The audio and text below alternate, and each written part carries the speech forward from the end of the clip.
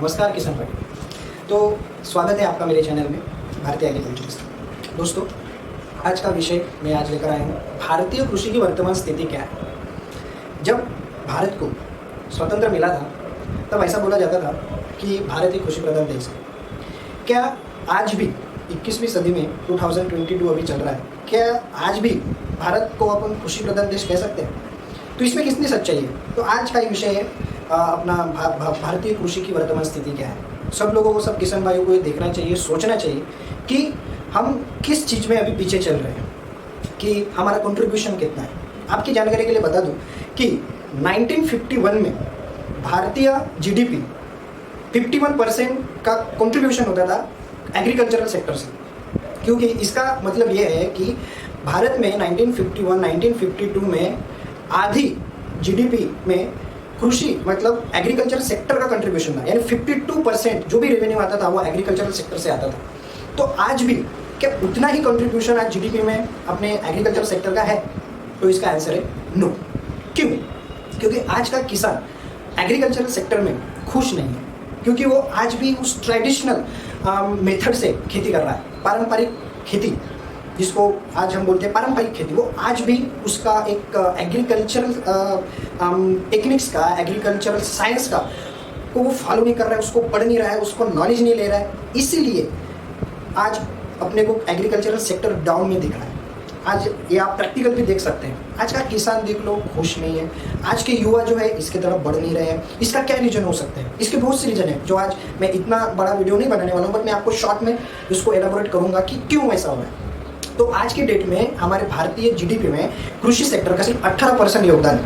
ऐसा क्यों? ऐसा नहीं है। जैसे कि मैं आपको एक कंपैरिजन बताऊं तो 1951 में और 1952 में भारत का जीडीपी में 52% कंट्रीब्यूशन होता था एग्रीकल्चरल सेक्टर से। तो आज ये 18% पे है। ऐसा नहीं है कि उत्पादकता नहीं बढ़ी है कृषि सेक्टर में, एग्रीकल्चर सेक्टर में उत्पादकता बढ़ी है, बट कंट्रीब्यूशन कम है। कंट्रीब्यूशन इसलिए कम है क्योंकि मैन्युफैक्चरिंग सेक्टर बढ़ चुके हैं, मैन्युफैक्चरिंग इंडस्ट्रीज बढ़ चुकी है, सर्विस बेस्ड कंपनीज बढ़ चुकी है। इसके वजह से आज के युवा उसकी तरफ ज़्यादा जा रहे हैं, क्योंकि उसमें इतनी मेहनत नहीं होती जितनी एग्रीकल्चरल सेक्टर में होती है।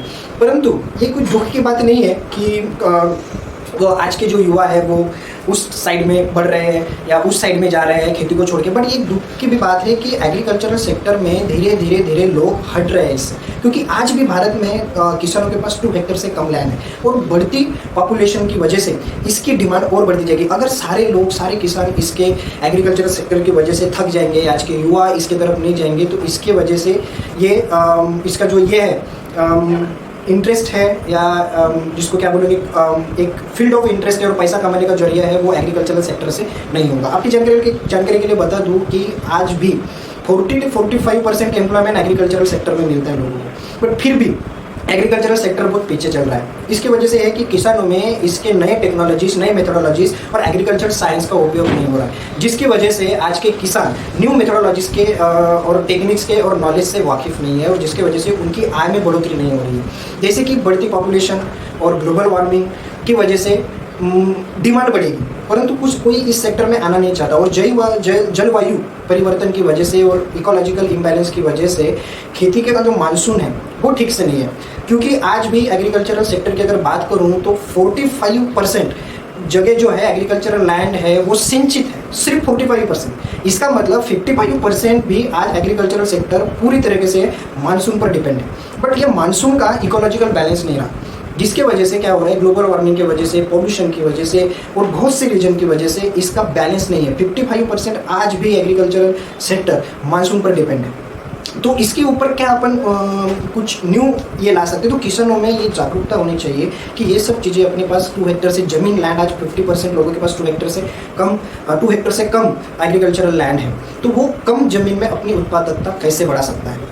तो आपकी जानकारी के लिए बता दूं, खेती करने वाले जो किसान हैं वो आज भी अपनी एक्स्ट्रा इनकम खेती से नहीं बना पा रहे। वो सिर्फ 60-65% किसान ऐसे हैं जो सिर्फ खेती के ऊपर सिर्फ अपनी रोजी रोटी चला रहे हैं, सिर्फ रोजी रोटी और घर का सिर्फ चल सके, घर संसार चल सके, सिर्फ उतनी इनकम हो रही है, उसकी एक्स्ट्रा की इनकम नहीं हो रही है। इसके रीज़न बहुत है, फर्टिलाइजेशन ज़्यादा हो चुका है, केमिकल फर्टिलाइजर आज का किसान बहुत यूज़ कर रहा है। अगर वो 50,000 कमा रहा है तो 50,000 में तो 55,000 का तो वो फर्टिलाइजर्स यूज़ कर रहा है, केमिकल पेस्टिसाइड यूज़ कर रहा है। और किसान, आज का जो किसान है वो ये इसलिए नहीं करना चाहता क्योंकि इकोलॉजिकल इम्बैलेंस, मानसून की वजह से और irrigation, lack of irrigation system की वजह से उसके पास उतना पानी नहीं है। और पानी ना होने की वजह से वो किसी भी चीज़ में क्विक रिजल्ट्स चाह रहा है। जैसे कि एक हाथ सपोज एक एग्जांपल ले लेते हैं, सपोज किसी क्रॉप पे इंसेक्ट्स आया है तो वो इंसेक्ट्स को फट से केमिकल पेस्टिसाइड यूज़ करके उसको मारना चाह रहा है। बट वो केमिकल पेस्टिसाइड कितने का आ रहा है, उसका ज़मीन पर क्या उसका इफेक्ट हो रहा है, उसका इन्वायरमेंट पर क्या इफेक्ट हो रहा है, और उसका खर्चा कितना हो रहा है, और उसमें से उसको इनकम कितनी मिल रही है, उसका बैलेंस किसान को पता है।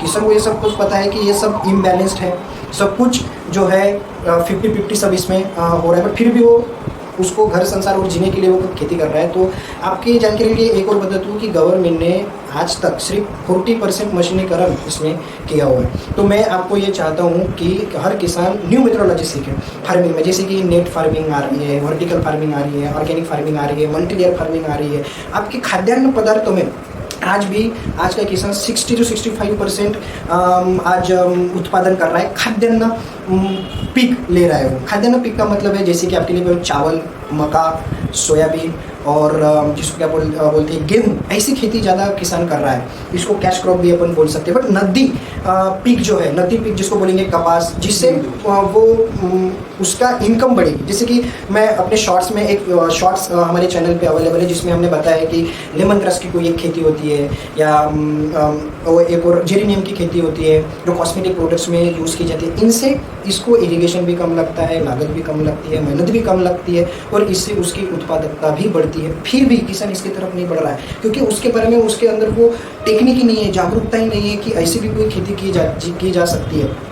तो आज भी हमारा भारत देश है, और अच्छी बात है कि खाद्यान्न पीकों में आज अपना जो भारत देश है वो आत्मनिर्भर है। बट मैं ये चाहूँगा कि अपना जो कृषि में, अगर कृषि सेक्टर को अगर बढ़ाना है ना, तो इसके अंदर युवाओं का योगदान बहुत जरूरी है, उसका कंट्रीब्यूशन बहुत जरूरी है। आज भी भारत देश एग्रीकल्चरल एजुकेशन में, एग्रीकल्चरल इंस्टीट्यूशन में खर्चा नहीं कर रहा है और इसको आगे नहीं बढ़ा रहा है, और आज की वो भी इसकी तरफ बढ़ना नहीं चाहते। बट मैं आपको इस दावे के साथ कह सकता हूँ कि फ्यूचर में अगर सभी वो इसको इग्नोरेंस करेंगे, इसको अवॉइड करेंगे, तो डेफिनेटली बढ़ती पॉपुलेशन को ये करने के लिए उसको एग्रीकल्चरल फूड प्रोवाइड करने में बहुत दिक्कत जाएंगी। लोगों के पास ज़मीन कम होती जा रही है, दिन ब दिन लोग बेच रहे हैं अपनी एग्रीकल्चरल लैंड। इसलिए अब हमारे भारत के प्रधानमंत्री श्री नरेंद्र मोदी जी ने एक स्कीम निकाली, PM किसान सम्मान निधि योजना, जिसके थ्रू वो किसानों को साल के 6,000 रुपये दे रहे हैं। वो क्यों दे रहे हैं? क्योंकि वो इंटरेस्ट किसानों के अंदर आने के लिए वो लोग गवर्नमेंट अपनी ट्राई कर रही है कि आज की वो भी उसकी तरफ बढ़े, और इसमें न्यू टेक्निक्स मेथोडोलॉजी जो फॉरेन कंट्रीज़ में जो यूज़ हो रही है, और वो अपना जो इकोनॉमिक्स में उसका बहुत बड़ा हाथ है। क्योंकि आज की अगर आप जिसमें एक फॉर्मल इकोनॉमी होती है, इनफॉर्मल इकोनॉमी होती है, आज भी सिर्फ कृषि में ही दिहाड़ी मजदूर आज काम कर रहे हैं। उनके हाथों में अगर पैसा आएगा ना, तो इस GDP में ऑटोमेटिकली ग्रोथ होगी। तो ये एग्रीकल्चर सेक्टर का बहुत बड़ा योगदान है हमारे देश में।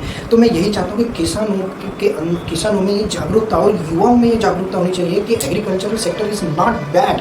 वो कोई बैड इंडस्ट्री नहीं है, बहुत अच्छी इंडस्ट्री है। जो फॉरेन और यूरोपीय देशों में आपकी जानकारी के बता दूँ, जितना हम अपना धान्य जिसको अपन बोलते हैं फूड, जितना वेस्ट करते हैं ना, वो लोग उतना ही वो लोग स्टोरेज करते जा रहे हैं।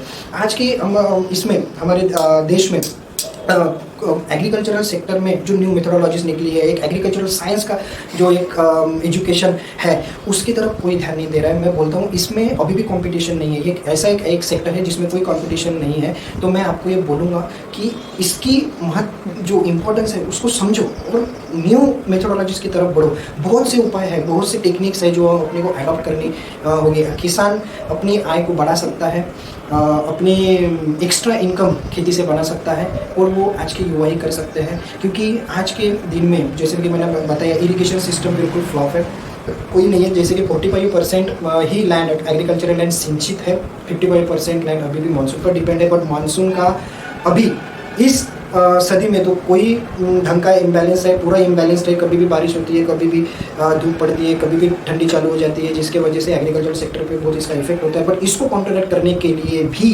नई मेथोडोलॉजीज है, टेक्निक्स है। हम कम एग्रीकल्चरल लैंड में ज़्यादा उत्पादन ले सकते हैं, इसके लिए अलग अलग टेक्निक्स हैं। यही मैं आपको इस वीडियो के थ्रू बताना चाहता हूँ। और ये आज की देश की एक विडंबना है कि आज का युवा इस सेक्टर की तरफ बढ़ना नहीं चाहता।